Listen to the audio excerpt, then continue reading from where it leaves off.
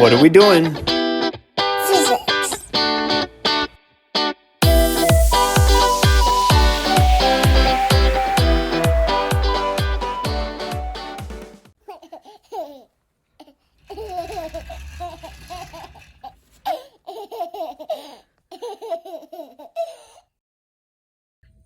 All right, let's start with a truck.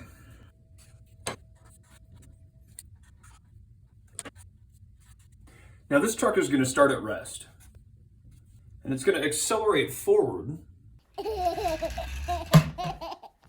at 6 meters per second squared.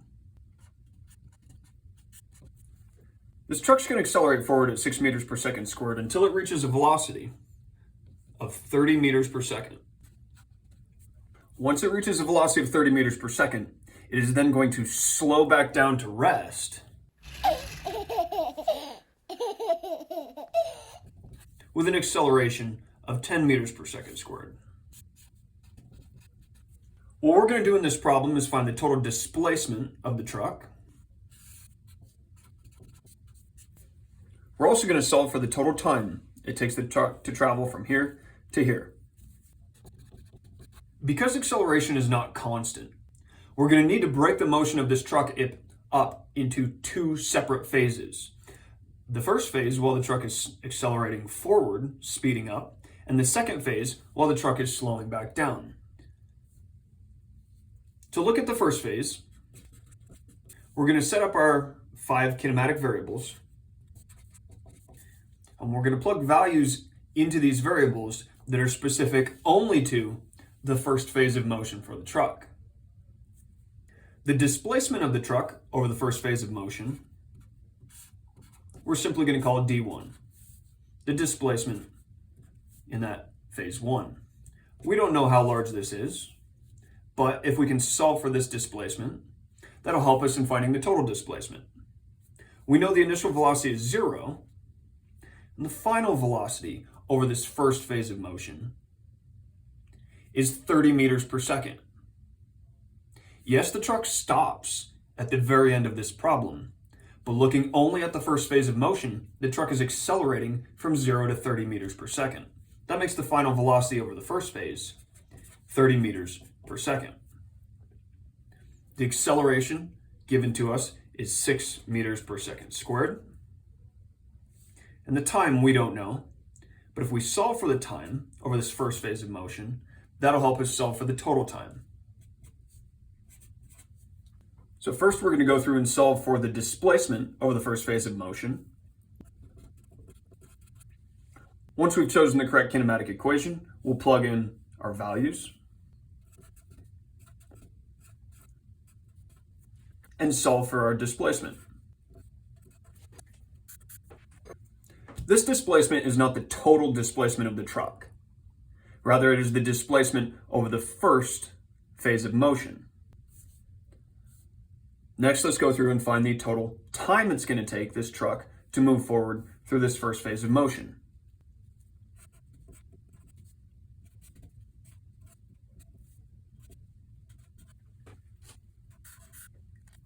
Similar to our displacement we already found, this time is not the total time from start to end in this problem. It's the time over the first phase of motion. So let's look at the second phase of motion. Again, we're going to write out our 5 kinematic variables, much like we did in phase 1. We need to make sure that these 5 kinematic variables are specific to the second phase of motion, not the values given in the first phase of motion. Again, we're trying to solve for the displacement. This displacement we're going to call d sub 2. That is the displacement over phase 2 of the truck moving forward. The initial velocity in this phase 2 is not 0, the initial velocity for phase 1. It's 30 meters per second.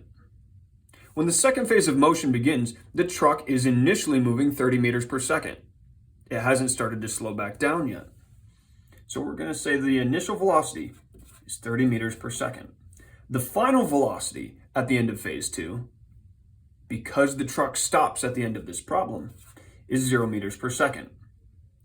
And our acceleration is 10 meters per second squared, but we must be careful.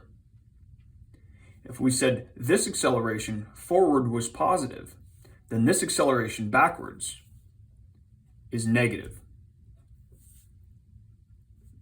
Our time over the second phase of motion we're going to call t sub 2. And we're trying to solve, again, for our time and our displacement. So again, let's go through and solve for displacement.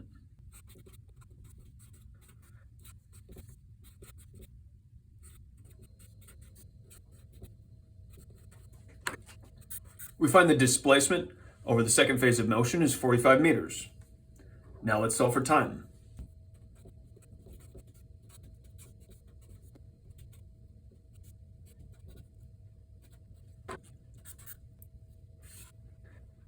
Now that we know the displacement over both phases of motion, we can solve for the total displacement.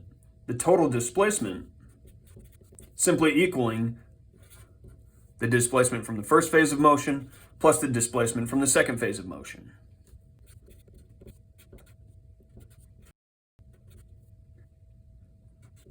We find the total displacement is 120 meters. The total time is just the sum of the two individual times.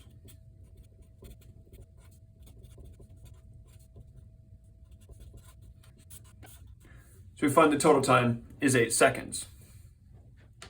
Last, let's go through and graph the motion of this truck.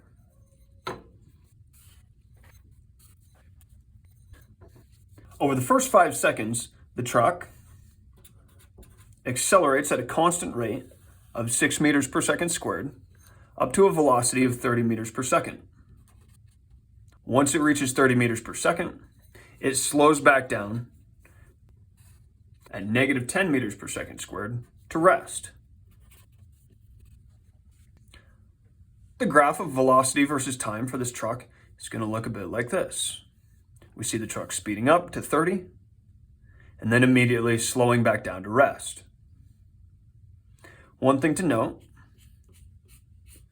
the area underneath this right triangle is 75 meters. The displacement of the truck in the first phase of motion. The area underneath this right triangle is 45 meters. The displacement of the truck in the second phase of motion. The total area underneath this triangle is 120 meters. The important thing to recognize is that in this problem, the truck was speeding up and then slowing down. Because there were two different accelerations of the truck throughout the problem, the kinematic equations could not be applied to the entire problem at once. This problem must be broken up into two separate phases, looking at when the acceleration is constant yet positive, then later constant yet negative. We cannot use the kinematic equations over periods of time where acceleration does not remain constant.